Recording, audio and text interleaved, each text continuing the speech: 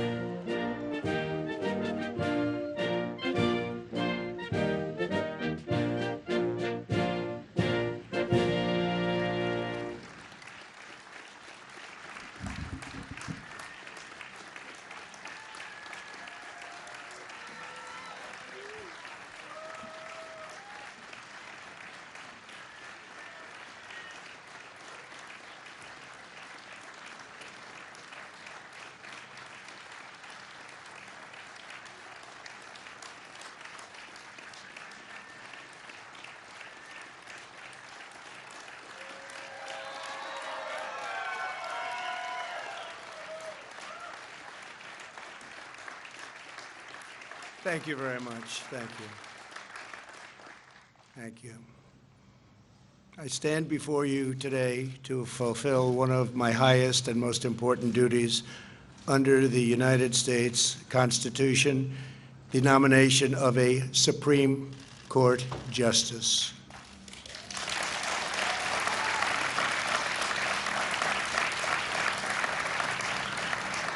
This is my third such nomination, after Justice Gorsuch and Justice Kavanaugh, and it is a very proud moment indeed.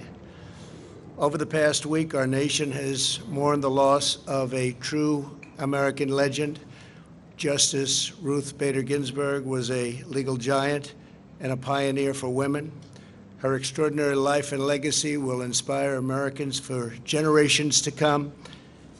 Now we gather in the Rose Garden to continue our never-ending task of ensuring equal justice and preserving the impartial rule of law. Today it is my honor to nominate one of our nation's most brilliant and gifted legal minds to the Supreme Court. She is a woman of unparalleled achievement, towering intellect, sterling credentials, and unyielding loyalty to the Constitution, Judge Amy Coney Barrett.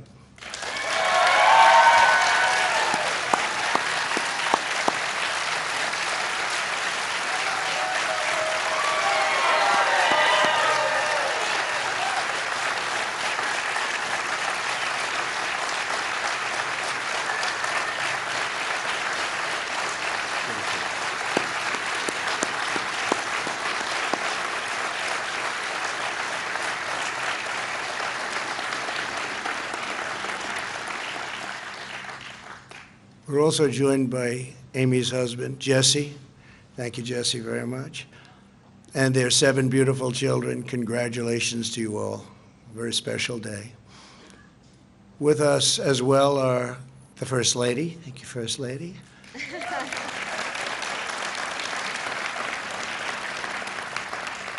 Along with Vice President Mike Pence and his amazing wife, Karen. Thank you very much, Karen.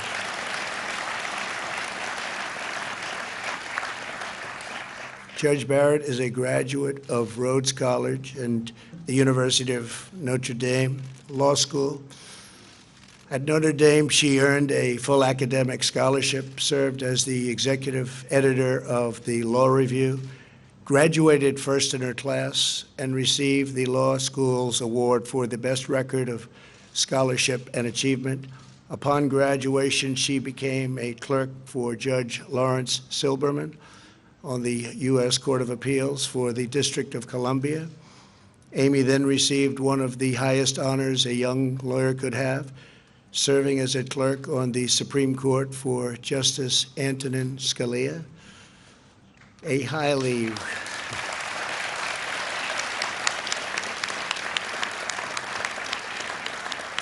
A very highly respected law professor at Notre Dame wrote to Justice Scalia with a one-sentence recommendation: Amy Coney is the best student I ever had. That's pretty good.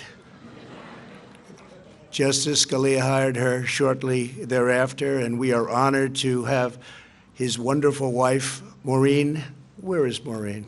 Maureen Scalia with us today. Thank you. And our great Secretary of Labor. Thank you very much. Thank you, Mr. Secretary. Very good genes in that family, I will say. Very good genes. Before joining the bench, Judge Barrett spent 15 years as a professor at the University of Notre Dame Law School. She was renowned for her scholarship, celebrated by her colleagues and beloved by her students. 3 times she was selected at Notre Dame Distinguished Professor of the Year.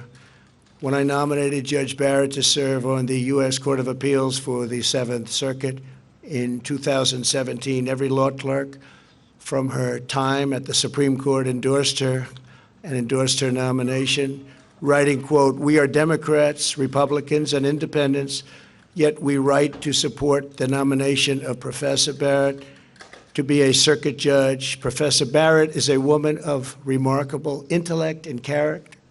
She is eminently qualified for the job. And I can tell you, I did that too. I looked and I studied, and you are very eminently qualified for this job. You are going to be fantastic. Thank you. Really fantastic.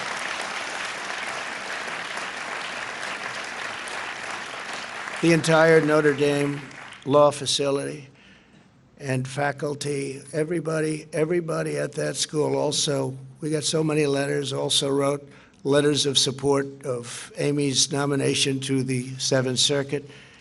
They wrote, in effect, despite our differences, we unanimously agree that our constitutional system depends upon an independent judiciary staffed by talented people, devoted to the fair and impartial administration of the rule of law, and we unanimously agree that Amy is such a person. For the last 3 years, Judge Barrett has served with immense distinction on the federal bench. Amy is more than a stellar scholar and judge. She's also a profoundly devoted mother. Her family is a core part of who Amy is. She opened her home and her heart and adopted 2 beautiful children from Haiti. Her incredible bond with her youngest child, a son with Down syndrome, is a true inspiration.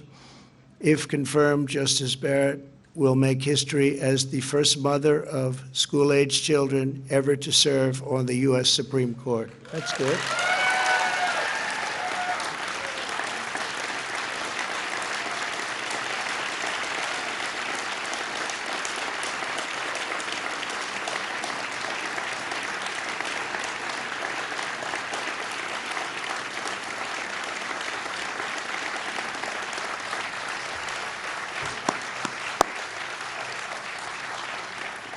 To her children, Emma, Vivian, Tess, John Peter, Liam, Juliet, and Benjamin, thank you for sharing your incredible mom with our country. Thank you very much.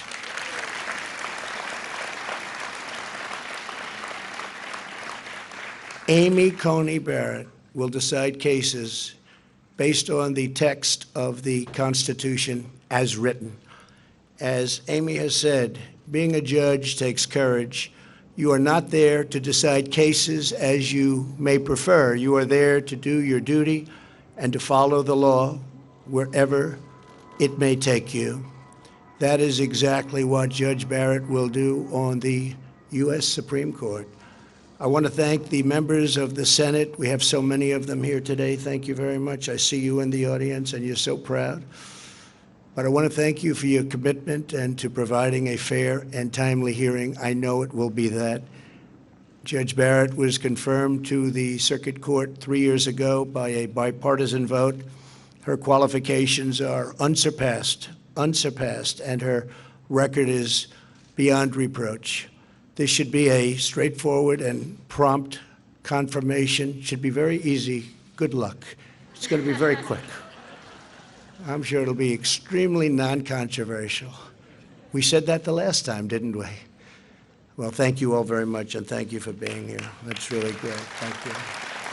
Thank you.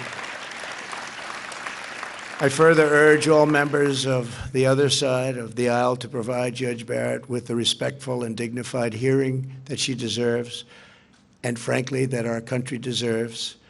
I urge lawmakers and members of the media to refrain from personal or partisan attacks, and the stakes for our country are incredibly high. Rulings that the Supreme Court will issue in the coming years will decide the survival of our Second Amendment, our religious liberty, our public safety, and so much more. To maintain security, liberty, and prosperity, we must preserve our priceless heritage of a nation of laws, and there is no one better to do that than Amy Coney Barrett. Law and order is the foundation of the American system of justice. No matter the issue, no matter the case before her, I am supremely confident that Judge Barrett will issue rulings based solely upon a fair reading of the law. She will defend the sacred principle of equal justice for citizens of every race, color, religion, and creed. Congratulations again to Judge Barrett. I know that you will make our country very, very proud. Please, Amy, say a few words. Thank you very much. Congratulations. Congratulations.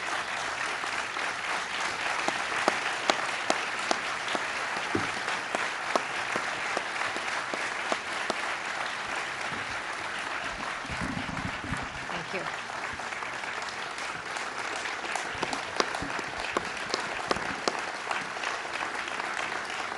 Thank you very much, Mr. President. I am deeply honored by the confidence that you have placed in me. And I am so grateful to you and the First Lady, to the Vice President and the Second Lady, and to so many others here for your kindness on this rather overwhelming occasion. I fully understand that this is a momentous decision for a president. And if the Senate does me the honor of confirming me, I pledge to discharge the responsibilities of this job to the very best of my ability. I love the United States, and I love the United States Constitution. I am truly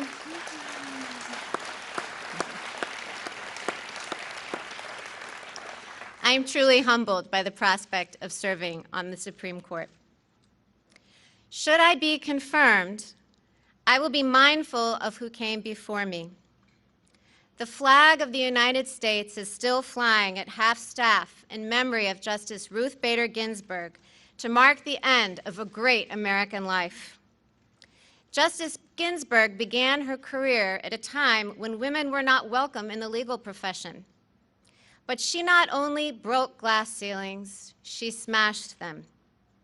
For that, she has won the admiration of women across the country and indeed all over the world. Yes.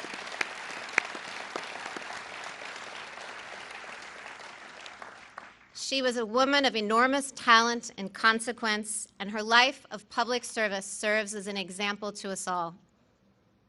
Particularly poignant to me was her long and deep friendship with Justice Antonin Scalia, my own mentor. Justices Scalia and Ginsburg disagreed fiercely in print without rancor in person. Their ability to maintain a warm and rich friendship, despite their differences, even inspired an opera. These two great Americans demonstrated that arguments, even about matters of great consequence, need not destroy affection.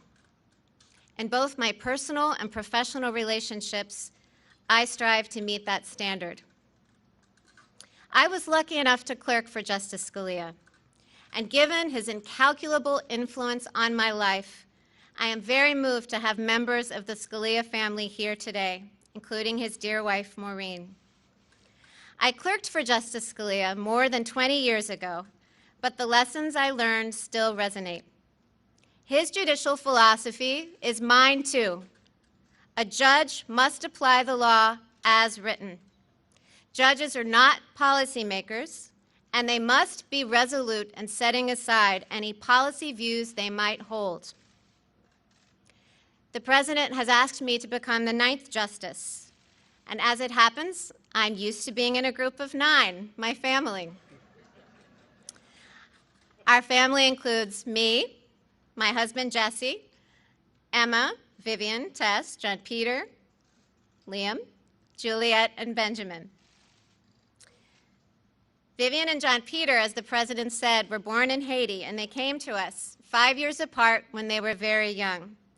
And the most revealing fact about Benjamin, our youngest, is that his brothers and sisters unreservedly identify him as their favorite sibling. Our children obviously make our life very full. While I am a judge, I'm better known back home as a room parent, carpool driver, and birthday party planner. When schools went remote last spring, I tried on another hat. Jesse and I became co-principals of the Barrett e-Learning Academy. And yes, the list of enrolled students was a very long one. Our children are my greatest joy, even though they deprive me of any reasonable amount of sleep. I couldn't manage this very full life without the unwavering support of my husband, Jesse. At the start of our marriage, I imagined that we would run our household as partners. As it has turned out, Jesse does far more than his share of the work. To my chagrin, I learned at dinner recently that my children consider him to be the better cook.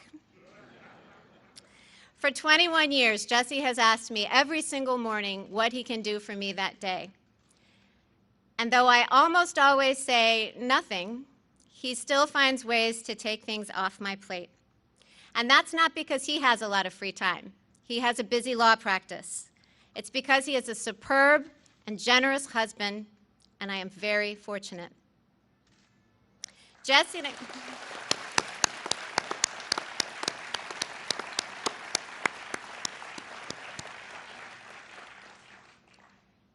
and I have a life full of relationships, not only with our children, but with siblings, friends, and fearless babysitters, one of whom is with us today. I am particularly grateful to my parents, Mike and Linda Coney. I have spent the bulk of my adulthood as a Midwesterner, but I grew up in their New Orleans home. And as my brother and sisters can also attest, Mom and Dad's generosity extends not only to us, but to more people than any of us could count. They are an inspiration. It is important at a moment like this to acknowledge family and friends. But this evening, I also want to acknowledge you, my fellow Americans. The President has nominated me to serve on the United States Supreme Court, and that institution belongs to all of us. If confirmed, I would not assume that role for the sake of those in my own circle, and certainly not for my own sake. I would assume this role to serve you. I would discharge the judicial oath, which requires me to administer justice without respect to persons, do equal right to the poor and rich, and faithfully and impartially discharge my duties under the United States Constitution. I have no illusions that the road ahead of me will be easy, either for the short term or the long haul. I never imagined that I would find myself in this position. But now that I am, I assure you that I will meet the challenge with both humility and courage. Members of the United States Senate, I look forward to working with you during the confirmation process, and I will do my very best to demonstrate that I am worthy of your support. Thank you.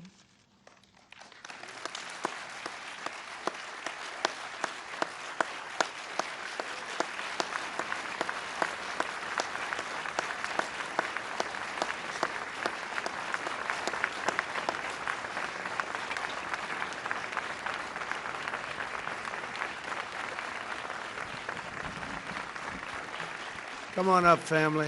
Come on up, family. I want to acknowledge Attorney General Bill Barr. Bill, thank you very much for being here. Chief of Staff, thank you very much. Chief, you're doing a great job. And all of the senators, please, we really appreciate it. And I know you're going to have a busy couple of weeks, but I think it's going to be easier than you might think. So thank you very much for being here. Thank you all. Thank you all very much. Thank you. Congratulations, Amy.